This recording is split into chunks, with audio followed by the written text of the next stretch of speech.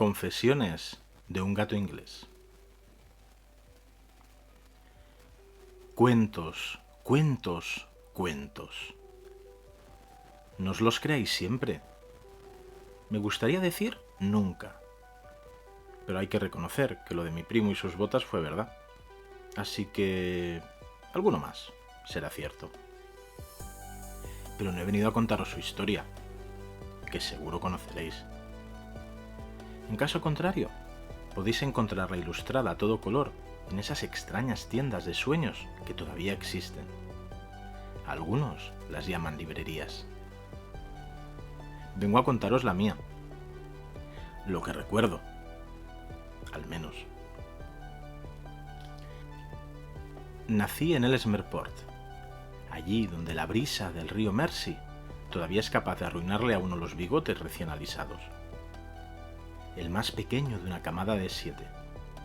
Pero no penséis que por ello me mimaron más que a mis hermanos.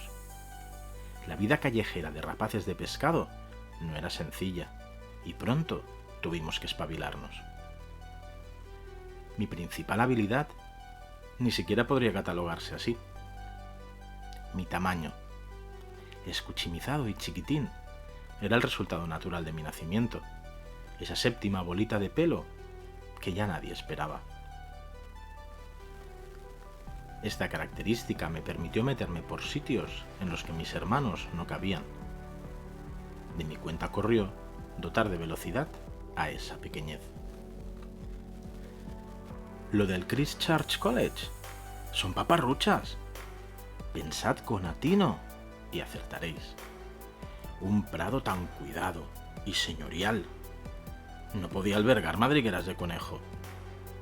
El tipo que me vio, yo a esas alturas no sabía que era escritor. Para mí, solo un mano de paseo por el campo al que esquivé en mi carrera desesperada.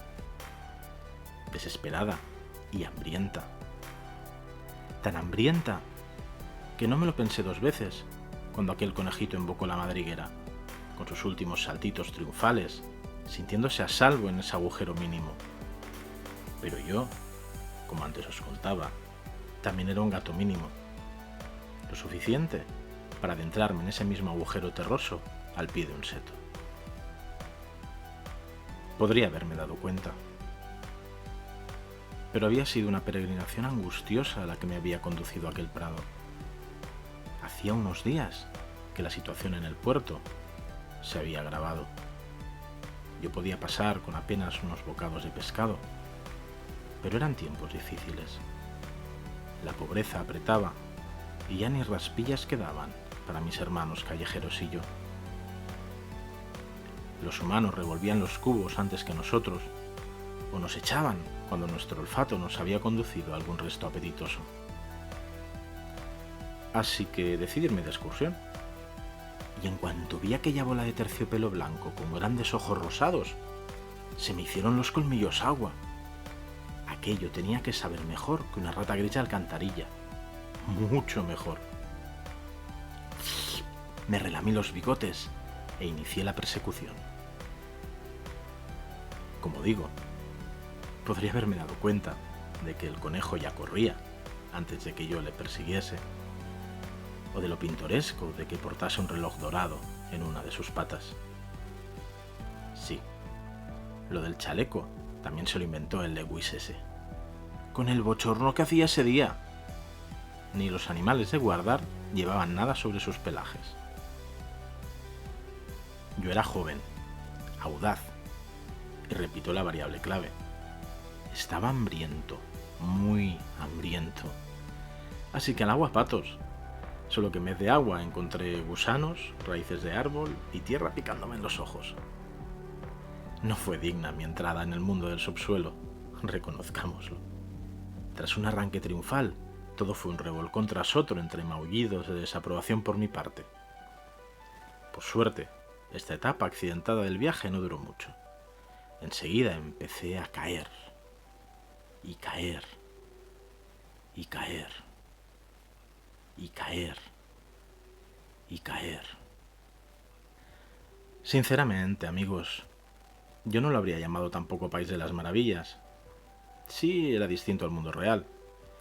pero como cuando das un zarpazo a una sardina bien lozana para girarla y el otro costado ya ha sido devorado y te asalta un principio de olor nauseabundo.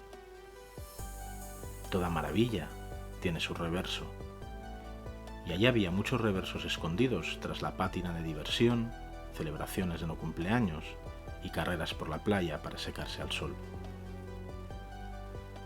He dispuesto de largo tiempo para recorrer todo este paraje, e incluso para mimetizarme con él de un modo mágico. No era esa mi intención, ya sabéis. Yo solo quería echarme carne blanda al buche y ronronear, reconfortado, después de un par de días sin probar bocado. Pero las cosas nunca salen como uno imagina, o casi nunca, como los cuentos. Tras perder la pista al conejo, cuando entró en un castillo fuertemente custodiado tras su enésima consulta al reloj, empecé a deshacer mis pasos, a seguir el rastro de mi propio olor a gato salado de embarcadero. Pero no fui capaz. Tal vez ese mundo maravilloso me mostraba un nuevo truco, confundiendo mi olfato. Tal vez la saturación de fragancias nuevas fue lo que hizo errar mis pasos y nubló mis sentidos. Me subí a una rama, en medio de un bosque que se iba poniendo tenebroso por momentos, y desde allí intenté orientarme. Me desperté al cabo de unas horas, encaramado todavía en aquellas ramas frondosas, pero había olvidado por qué había subido. Había olvidado quién era, y que lo que buscaba era el rastro de mí mismo, diluyéndose en aquel mundo de locura y matemática. Me entró un ataque de risa muy fuerte, y varios ojos luminosos se encendieron a mi alrededor. Ahí descubrí que en aquel bosque no estaba solo, y conocí a los nuevos amigos con los que he compartido el resto de mi existencia. Sé que hay algo que no se encaja en mi historia, y no me extraña. Ojalá fuera una sola cosa. Pero el cómo llegó a saber el señor Carroll todo lo que había aquí abajo, esa no os la sé responder. Si no tenía sentido común que cupiese una niña chiquita como Alice Liddell por la madriguera, menos me creo que él mismo consiguiese entrar por la de verdad, ubicada cerca del Smerport, aquella por la que vio desaparecer a un gatito veloz y escuchimizado, que era yo. Lo que sí está claro es que la imagen se le quedó grabada, tanto como para sentarse a escribir unos días después. Lo que sí os puedo responder es cómo es posible que os cuente todo esto si me olvidé de quién era, agarrado con temor a aquellas ramas oscuras. Un buen día, tras una siesta reparadora, desperté con la memoria intacta. Tras unos instantes de angustia, hice lo que mejor se me daba desde hacía tiempo. Sonreír y reír con mis grandes dientes blancos. Esos que habían aprendido a permanecer brillantes en la oscuridad cuando el resto de mi cuerpo atigrado se desvanecía. ¿Estaba bien aquí? Me había acostumbrado a este país de las maravillas, con sus luces y sus sombras. Eso sí, aproveché para ponerme un nombre y dejar de ser solo el gato sonriente. El Smerport tenía poca gracia, así que tomé el nombre de mi condado, y así es como todos me conocen y reconocen hoy, como el gato de Cheshire.